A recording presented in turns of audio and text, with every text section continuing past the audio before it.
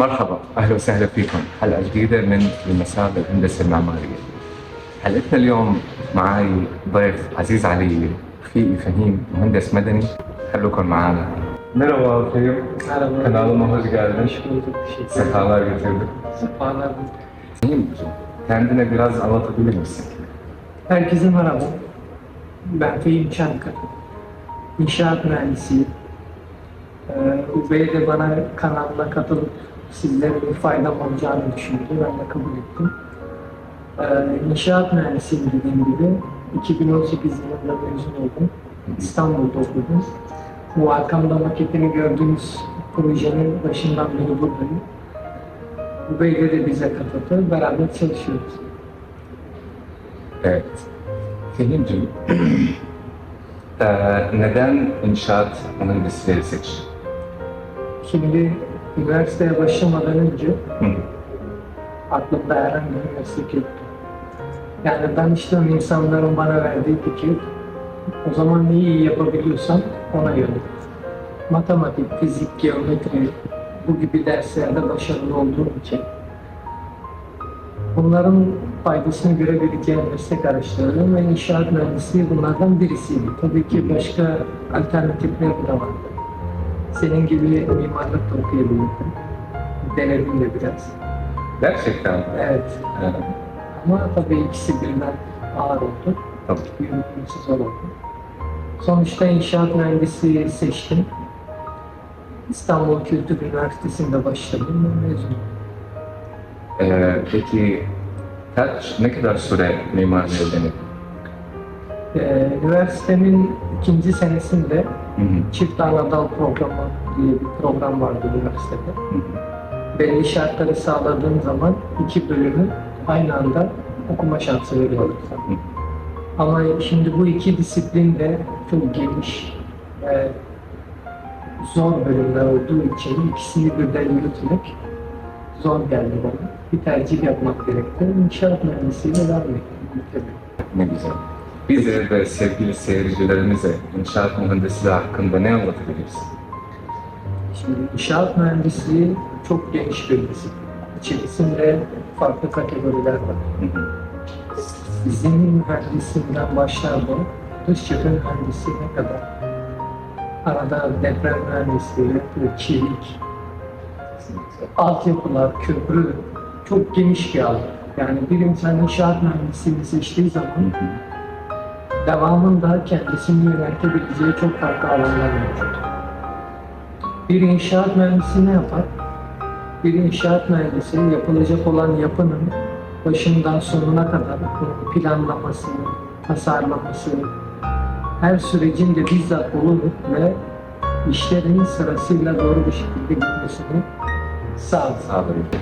Peki Fehimciğim, sen inşaat mühendisliğinin içinde hangisini seçmeyi planlıyorsun ya da neye odaklayacağını bize de paylaşır mısın?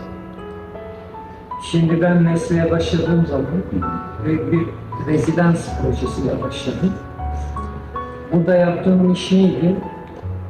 Görevimin adı saha mühendisi. Yani saha mühendisi bir inşaat mühendisi pozisyonu. Hı hı. Sahada imalatı yapılan işlerin kontrolü, malzeme tedariği, yapılan işin kalitesinin kontrolü, bu tür işlerde çalıştım. Şu ana kadar arkamda yine maketini gördüğünüz projede Evet, yine daha iyi bir şekilde göstereyim sizlere. aynen bu gördüğünüz projenin hafriyatından şu an dış cephesine kadar bir süreçte bulundum. Hı hı. Şu ana kadar kendimi bir saha mühendisi olarak geliştirdim ve daha çok şu an teknik ofis düşünüyorum.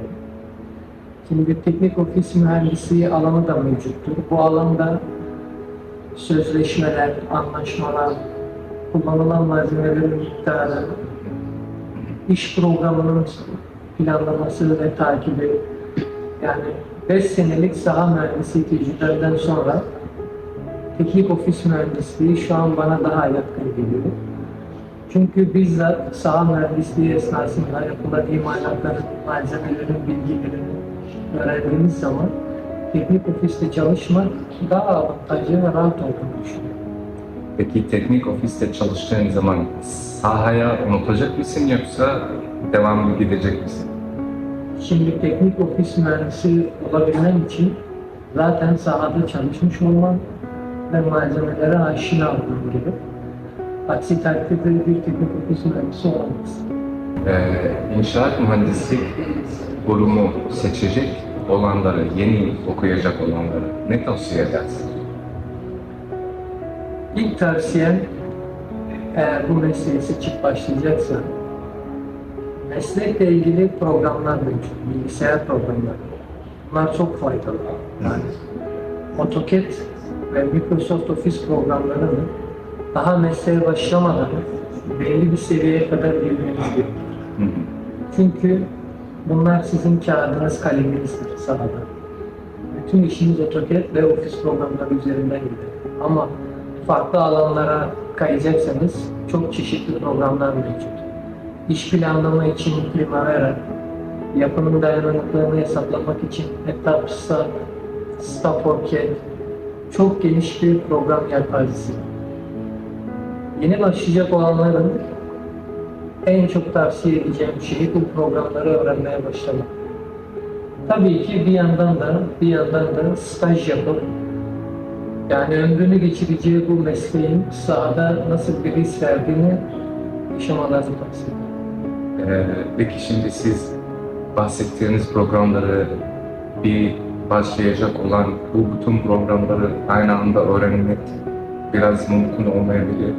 Hangi programı yani öğrenmesini tavsiye ediyorsunuz ilk başta?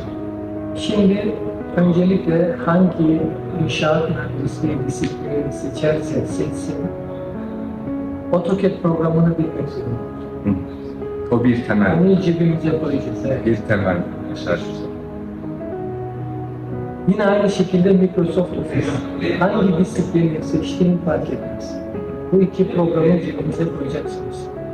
Eğer yapının dayanıklılığını hesaplayan statik proje mühendisi olmak istiyorsanız SAP 2000, ETAPS, StafOrCAD ve şu an aklıma gelmeyen bu ve bunların benzeri birçok program var. Eğer teknik ofis seçecekseniz bunun üzerine Primavera öğrenmenizi şiddetle tavsiye ederim. Ben de.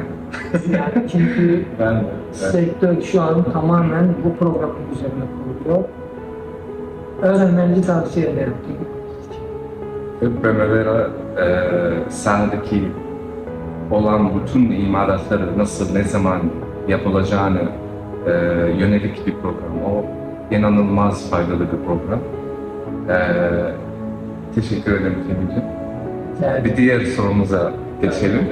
İnşaat mühendisliğin mesleğinde zorluk çeken bulunlar mı ya da şeyler mi? şimdi geldik. Üzücü konu. Üzücü. Tabii böyle korkutmak istemem. Şimdi inşaat mühendisliğinde bir yapıda stajyer olarak ya da yeni biri olarak başladığınız zaman sizi sahaya koyarlar. Sahadaki imalatı takip ettirmekten. Bu meslek gereğince bazen iş bitiş saatiniz olan 6-7, bilmiyorum şu an farklılıklar mı söylüyorum. Bu saatleri aşacaksınız, yani bundan kaçamayacaksınız. Döktüğünüz beton esnasındaki en ufak bir sıkıntı sizi orada 1 saat, 2 saat, 3 saat, 4 saat tutabilir. Ben de şahit. Bu yaşadığım bir şeydir ve bu zordur. Çok zor ya. Yani hayal etsene sen bir işi bitireyim, eve gideyim, dinleneyim ya da gideyim arkadaşlarla eğleneyim.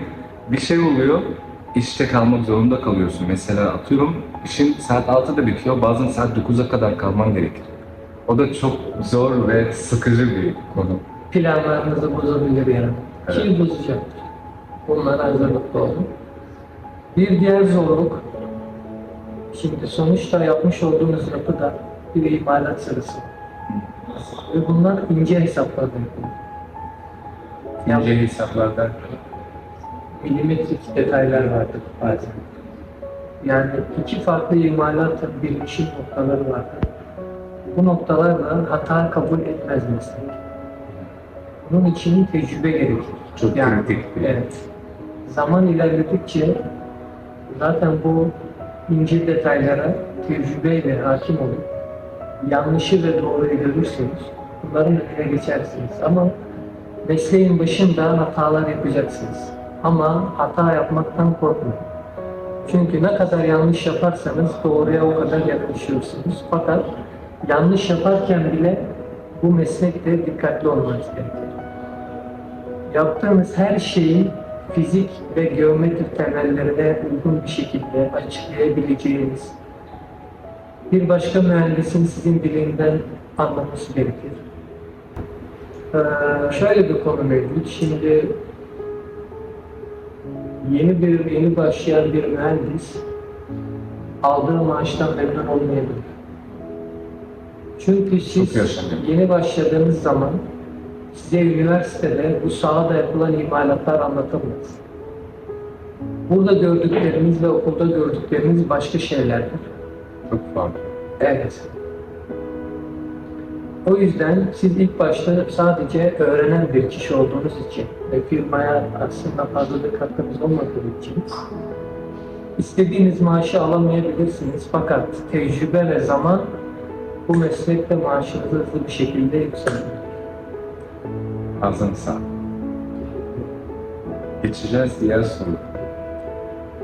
Peki şimdi mesleğin zorluk yanları hakkında konuştuk. Şimdi güzel yanları da. Güzel yanları ne? Videonun süresi yetmeyebilir. Tabii biz en güzellerinden bahsedelim. Evet.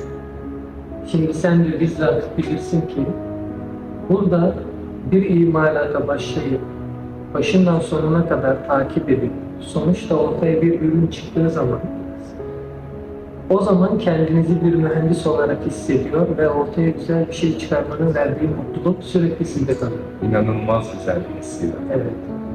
Yani örnek verecek olursak arkamdaki proje nasip olur da bittiği zaman yanından her geçtiğimde bu bana mutluluk verecek. Evet, ben burayı bitirdim diye, şu projeyi bitirdim diye. Yanımda kim varsa artık direkt gösterecekler. Şimdi bir başka güzel yanı, mesleğiniz icabı diğer disiplinlerde çalışan mühendislerle birlikte çalışacaksınız. Tüm bunlar elektrik mühendisliği, mekanik mühendisler. Şu an aklıma gelmeyen farklı disiplinlerden bir sürü mühendislerle tanışacaksınız. Cephe uzmanı. Dış cephe. Cephe uzmanı. Evet. İnce İnce işler uzmanlığı. Evet. Bunların her birinden çok değerli şeyler öğreneceksiniz. Yani bu sizin için altın bir fırsattır. Daha önce bu sizin öğrenmek istediklerinizi yaşamış, deneyimlemiş bir kişi size direkt bunun doğrusunu yanlışını gösterecek. Bu çok avantajlı ve güzel bir şey. Şimdi tabii bu insanlardan sadece mesleki bilgiler öğrenmeyeceksiniz. Ayrıca yeni bir insan tanımış olacaksınız. Ve bunlar genelde kaliteli insanlar olacak. Sizin için bir çevre oluşturacak. İsminiz tanınmaya başlayacak. Kulaktan kulağa gidecek ve iş bulma fırsatınız çok yüksek. Böylece değerli seyircilerimiz çok mümkün olduğu kadar kısaca bir tanıtım yapmış olduk inşaat mühendisliğinin hakkında. Fehim, çok teşekkür ederim. Ben teşekkür ederim. Kanalıma yine beklerim. Tabii ki her zaman. Sağ olun. Siz de sormak istediğiniz bir şey var mı? Görüşürüz. Bize ve sevgili seyircilerim. Peki. 3, 2, 1, action! Merhaba Fehim.